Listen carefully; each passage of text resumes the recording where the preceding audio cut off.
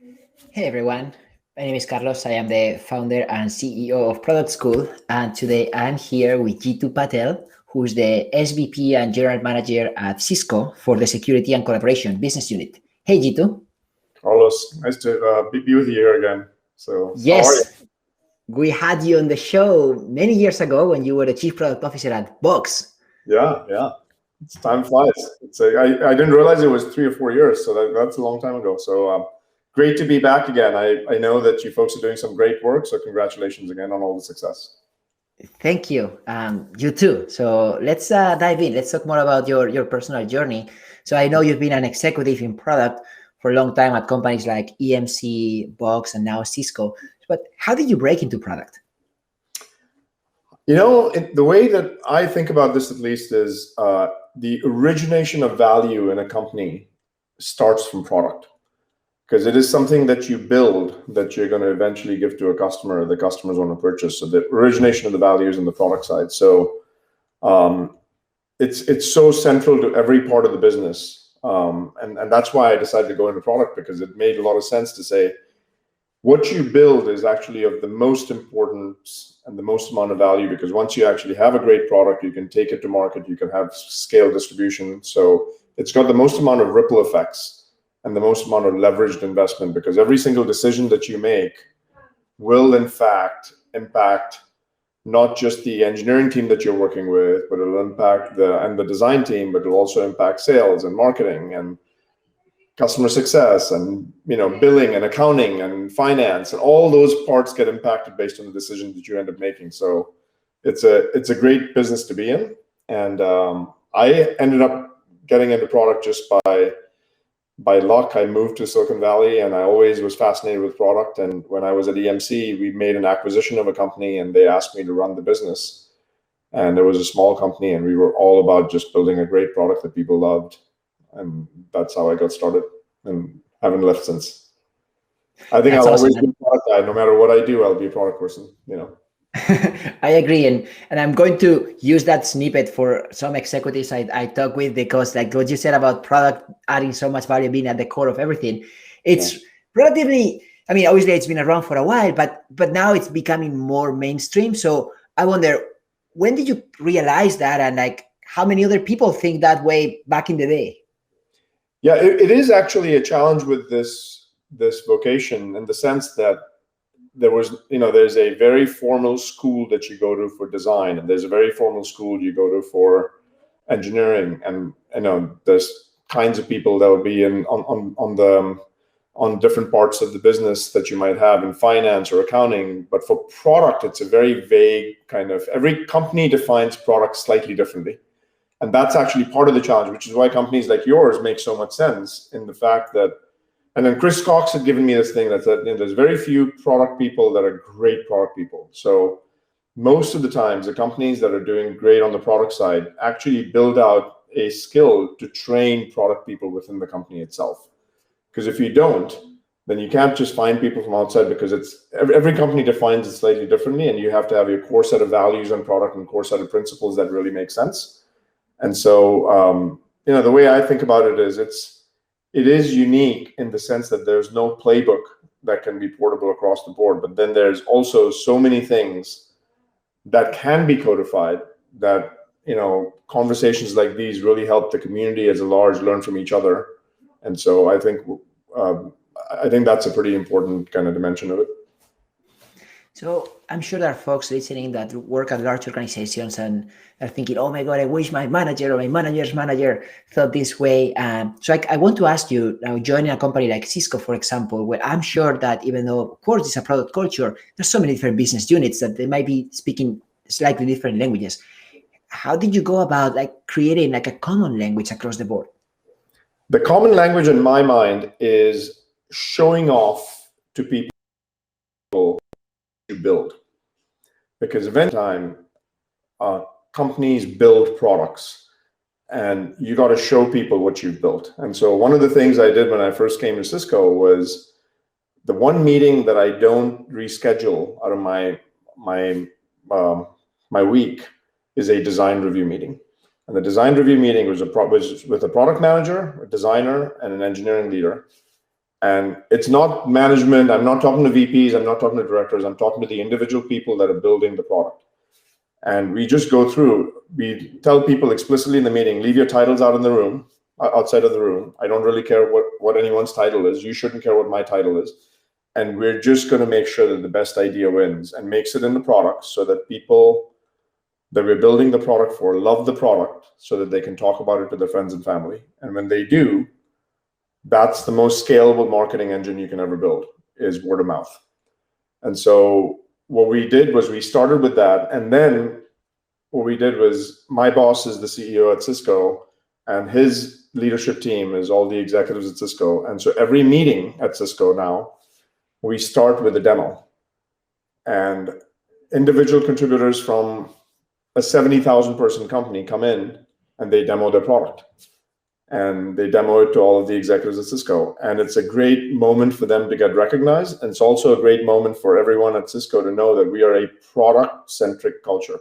We're building amazing products, and that's the most important thing we can do, is build great products that people love.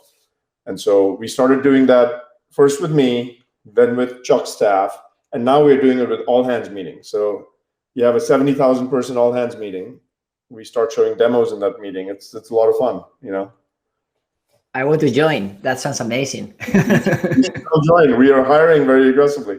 I mean, I want to join as a spectator. I have enough going on. I mean, but I want to double click on what you said about those design reviews, because I guess even within your business unit, there might be so many different products. So does that mean that you have different design reviews as well? I do. I have two, one for the collaboration business unit, one for the security business unit. And so I do 2 design reviews a week, and we go through each one of them. Actually, we do it every other week. And so one week and then the other week, and we kind of alternate. And then some days we'll actually do it, you know, every week. But when the design team and the product team get together and they just share with us the problem that they're solving and how we're creating asymmetry in the market by building and designing a product that is the way that they've designed it. And then we actually are very critical. It's kind of like, you know, sculpting a piece of art. Why did we make the decisions we made? What are the things that we need to think about? Go back to the drawing board, because this doesn't seem like it's right for the user. It's not simple enough. You know, and it goes from the smallest of things. What does the sign-up flow look like in WebEx, to the biggest of capabilities? Like, you know, we're going to go out and create a whole new category of a product like contact center, and what should that look like? All of those pieces and everything in the middle, we actually look at. So we've had different product leaders on the show, and especially in a small to mid-sized organization, the CEO is still really involved in some of those meetings and decisions. And maybe the product team is, let's say, up to 50 people. So it's still kind of manageable. People know each other's names, and at least they know what's going on. But at your scale right now, you mentioned 75,000 people. So how do you kind of, as an executive, how do you keep track of all the different initiatives that are happening? We do a fair amount of kind of, like every week there's a strategic program sync. In fact, I just got out of one today, an hour ago, where we go through every single major priority that we have, and then we actually review that on a weekly basis. And that's pretty important to have the operational rigor in place, because if you don't have the operational rigor, what ends up happening is you just don't get a rhythm that gets going. So what's the active user count look like? How are we doing on sales? What are we doing in different kind of bug counts? What are we doing from from new releases that are coming out? Are we on time on those releases? Are we doing as we thought we were going to do in the releases that we did ship? All of those pieces are pretty important. And so we need to, because product management is a very holistic kind of function where it has to interface with engineering, but also has to interface with design, it has to interface with sales, with marketing, with back office systems. And so you just need to have an entirety of a 360-degree perspective, because something as simple as, hey, we don't have the right, enablement in a back office system could be what kills a product. Like you might have the best product, and if you don't have the right systems in place for going out and making sure that the salesperson can go out and quote it properly, then you might actually end up not having a successful product. So like it has to be a very broad view that's looked at, and you have to make sure that there's a rhythm in place in the business. So that's one thing that we do, is just an overall operating system. The second thing that we're building out right now, and we had built this at Box really well, was what are the core set of product principles that you want to align with, that every individual in the company understands deeply and internalizes? Because once you have those product principles, then you don't have to centralize decision making. The decision making can be federated, right? Because when you have a large team of people, everyone is making decisions every day. And you want to make sure that they're making it with the same set of baseline assumptions about the business that that everyone is thinking from. So we, at Box, the way that we had done it was we had a set of product principles.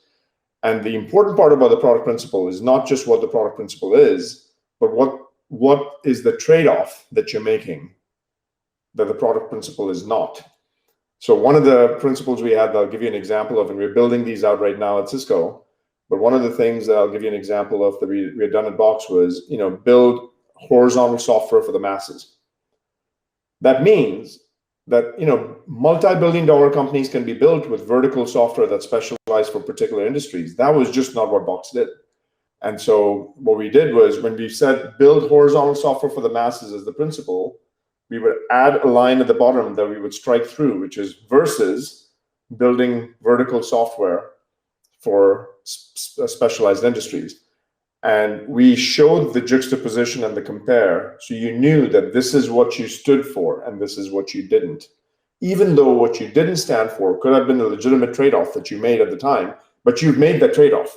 And so any new person coming in, like if they were not aligned with those principles, then they shouldn't join the team, because you're just going to have a lot of constant kind of debate about things which you're going to keep relitigating over and over again. And so I think that's a pretty important dimension that we are embarking on right now as well at Cisco, because doing that at scale with, I have about 15,000 people in my org.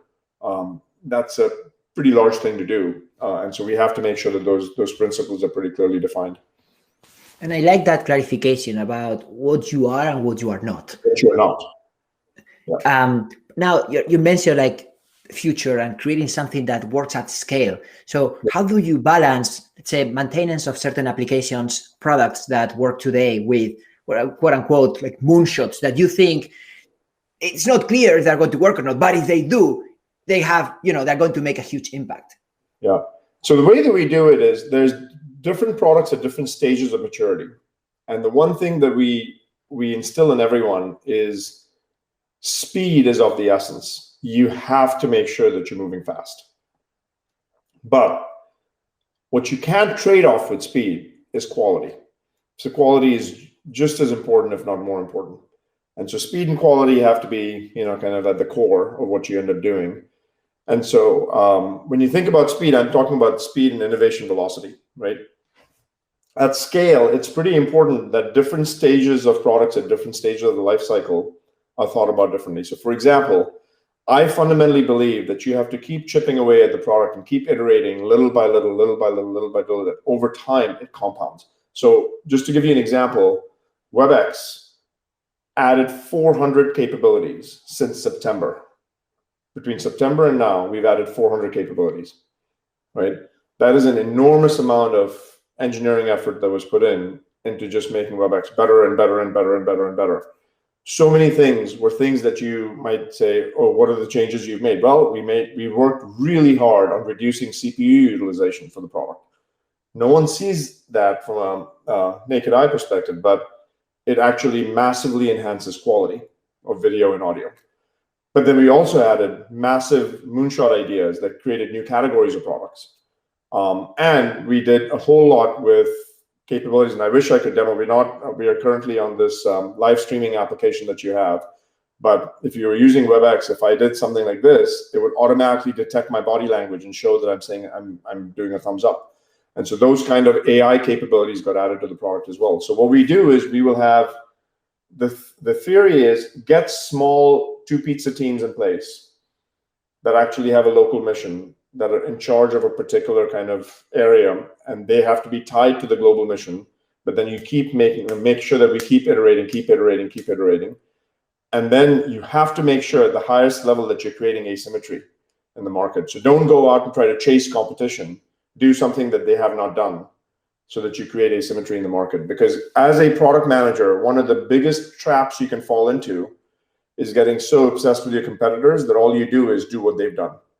The world doesn't need a copycat. The world needs someone with original thinking. And so you have not, by the way, there's some people that are very good fast follow business models. Like some of the companies that have been very successful have said, I'm going to build a product that's good enough. Why? Because I have a monopoly. And so I'm just going to build a product that's good enough and I'll be able to be fine. That's not us. So we have to build enough asymmetry, and we have to think about problems discontinuously rather than thinking about them as just go out and copy what someone else had. You can't win at someone else's game. You have to create your own set of rules to win. And I love what you said about the pizza team. Can you elaborate a little bit more on that, please? Yeah, the two pizza team is not my idea. That came from Amazon, which is essentially, don't ever build teams of people that are solving a problem that cannot be fed with two pizzas. And so it's basically an 8 to 12 person size team at the most. And don't try to have 50 people in a team, or try to minimize the number of teams where you have that many people, because what ends up happening is when you have too many people in a team, all you're focused on is alignment. You're not focused on innovation. And what you need to have is few people that are just getting the work done and constantly innovating, rather than constantly spending the time aligning with everyone. Because alignment doesn't create value in and of itself. Innovation does.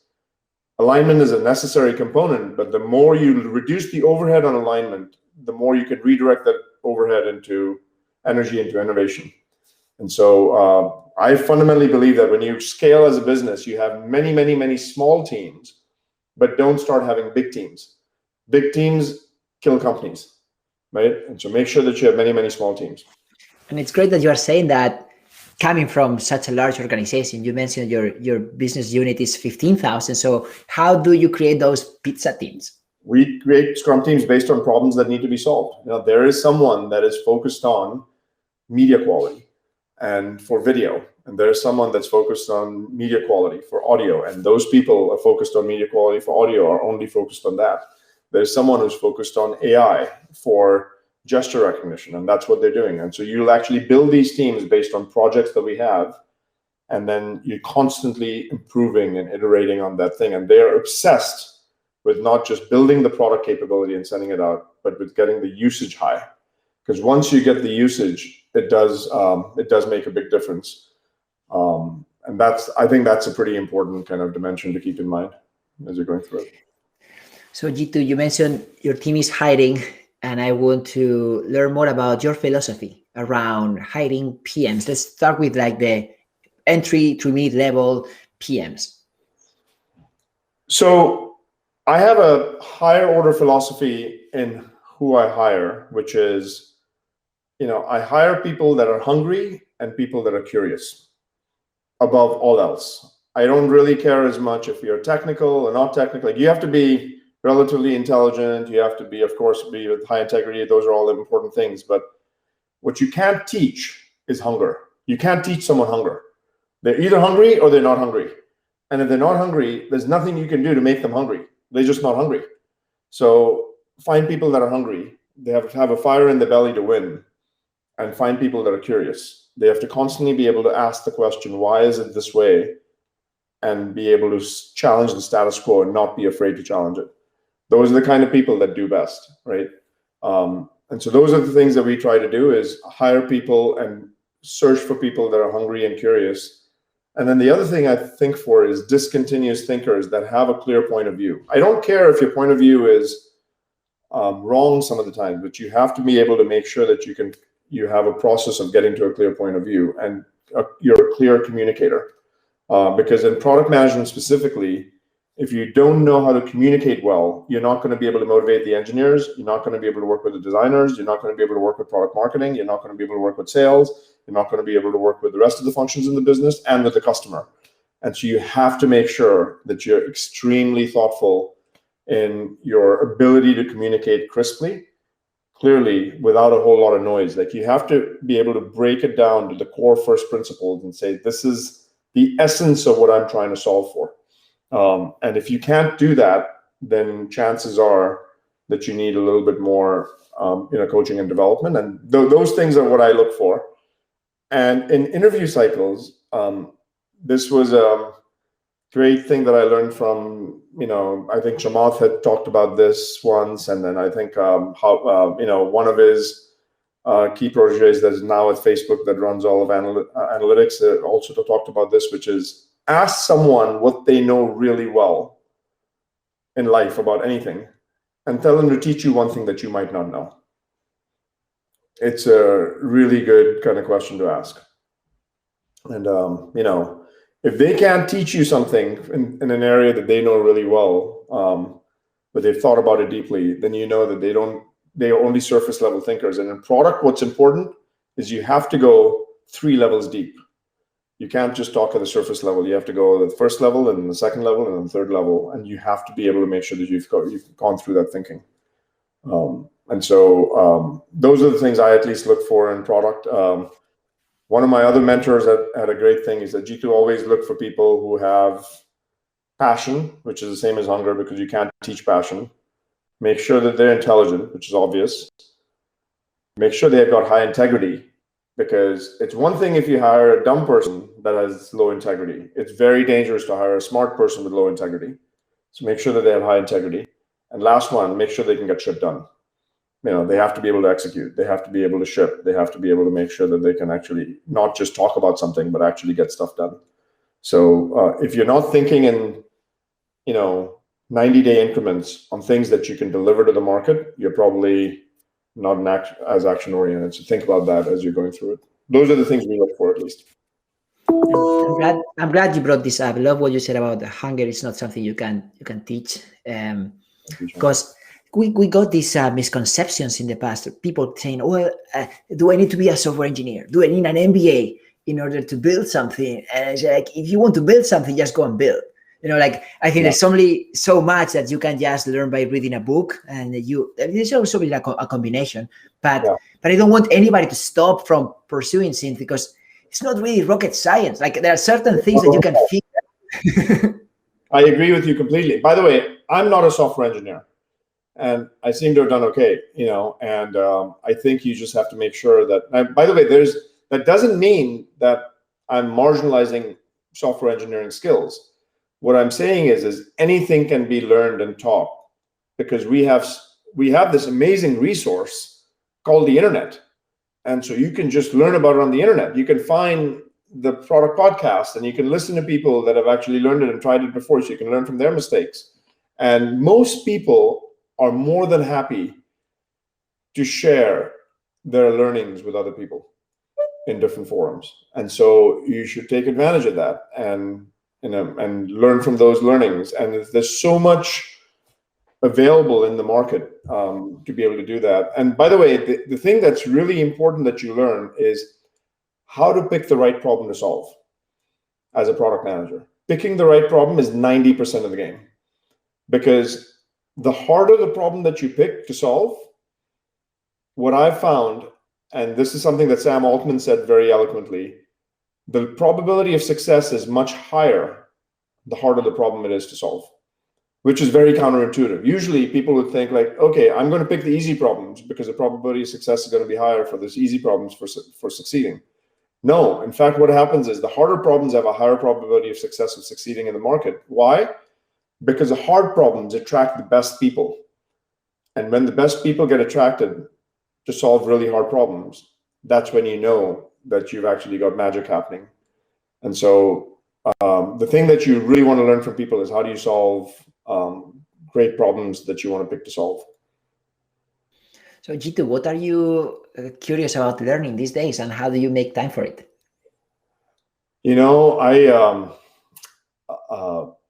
I think the dimension of how do you get machinery to operate at scale while still not losing the individual touch, I think is a constant quest to learn. You can't have any individual feel like they're just a cog in the wheel, because everyone's doing something special. but you have to have some systems in place, and you have to have some systems thinking, so that all of that good work that people are doing creatively comes together into a fine solution.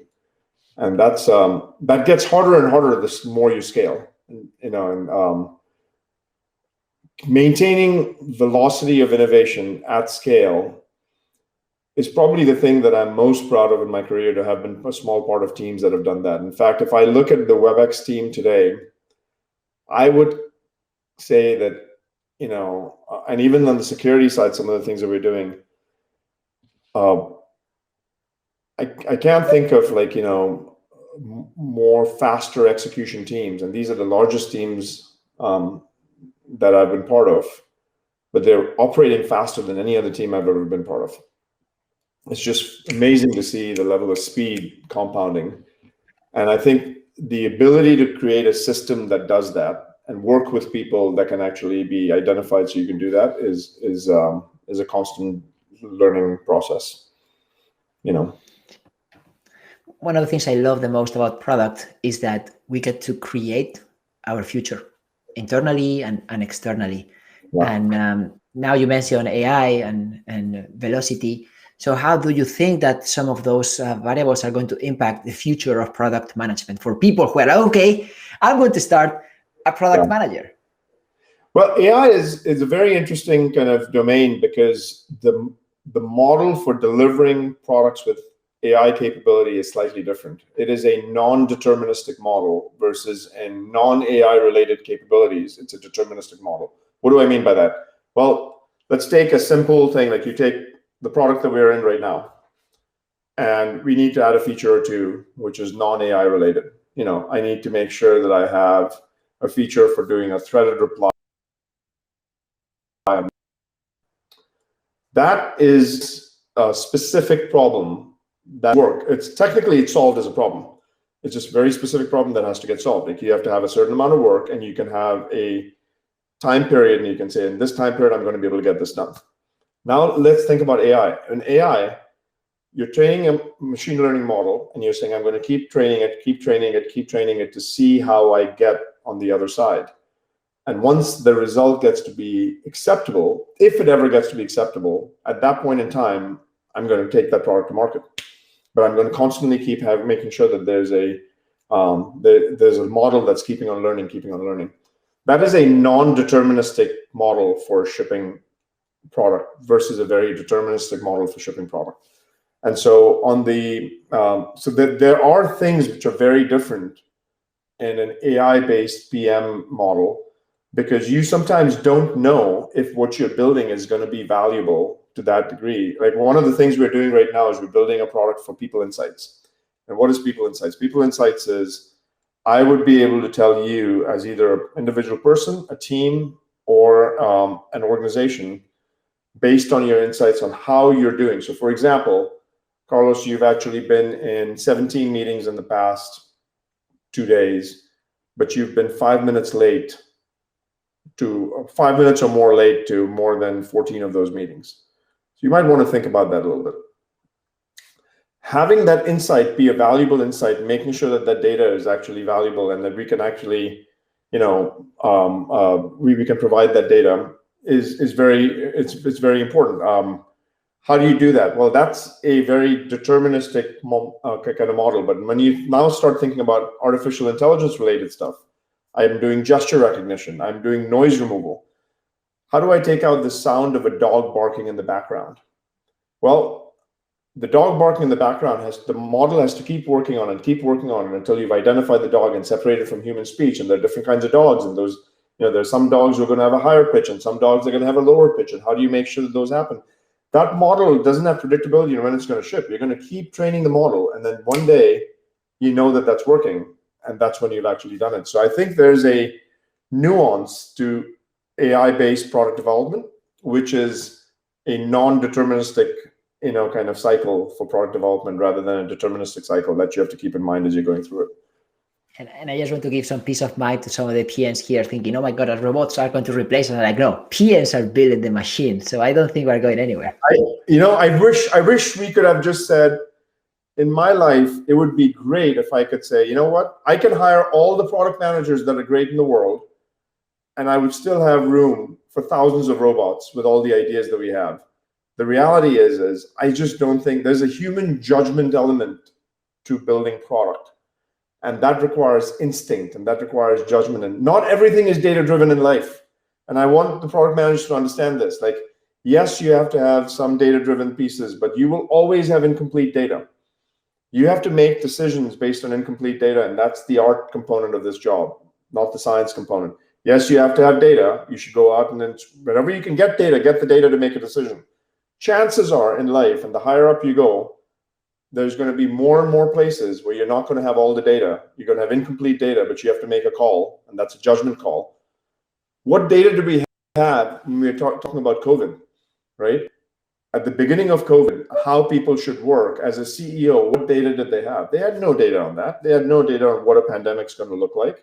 And by the way, frankly, if you asked us at the beginning of COVID, is everyone going to work from home and the stock market is going to skyrocket? 100% of us would have said there's no way that's going to happen. But what happened? That's exactly what ended up happening. And so I think you just have, there's a human element to things which I don't think gets completely taken away by machines. And you just, AI will keep getting better and better and better, which means that humans will keep getting the opportunity to do things that require more and more judgment over time. And there's plenty of room for both to augment. Now, by the way, one thing that you'll note is the way that we are using AI is in an augmented fashion, where there are times that you'll use AI and then augment with human judgment. So if you call a contact center from Cisco with any of the customers, you might initially have a bot that's just going out and asking you questions and giving you answers through AI. And then at some point in time, let me give you an example. I'm calling a bank and saying, what's my bank balance? That's a pretty basic question that I'm keeping on getting asked. I put in my account number, I can get my bank balance. That's something that a bot can do. Oh, now I want to increase my credit limit on my account based on the income that I have. Can I talk to someone? At that point in time, the AI will transfer you to an agent. And so just know that those are aspects that will continue to keep getting fused together over time. AI and human will get more and more augmented. I don't think we're anywhere close to product managers' jobs getting obliterated because AI is going to take care of everything. I think we're a long ways away from that. At least in my lifetime, that's not going to happen. It's been an absolute pleasure to learn from you, Jeetu. Is there anything else you would like to add? Look, I'd say thank you to you for all the good work that you're doing. Thank you to the folks that are thinking about getting into product management. I'd say there's a couple of things I'd like to add. One is it's extremely important that we have more women in the field of product management. And I think it's extremely important for the men to understand that they will build better products if they have more women. And that when you have a balanced team of 50-50, you will actually build better products because you will be more representative of the consumer that's actually someone you're building the product for. So build in a diverse way and make sure that you're giving opportunities across the board. Let's not make product management a male-dominated vocation. Let's make this be one which is open to all different types of people that are coming in. That would be one thing I would say. And the second thing I'd say is the reason there's not enough women in product management is not because of the lack of interest from women. It's because sometimes men don't create an environment that's welcoming and comfortable for women. So if you're a real man, hire women in your team because you need to make sure that you're better when there's a mixed mode of building products. And I think it's extremely important that in engineering, in product management and design, in any field, we have more women in the team. So I'm a big fan for Women for Tech. So if there's one message to take away, it would be, let's have more women in product management because I think we'll just build better products. Because here's the problem. I think there's so many shitty products in the market today. We need to build great products because the world gets better when great products are built. And that gets built when you actually are a representative of the crowd for whom you're building the products. And so we need to have a crowd which is very diverse, that represents the crowd for whom you're building products. That would be my approach to you. Completely agree with you. Thank you so much. Bye-bye. Thanks.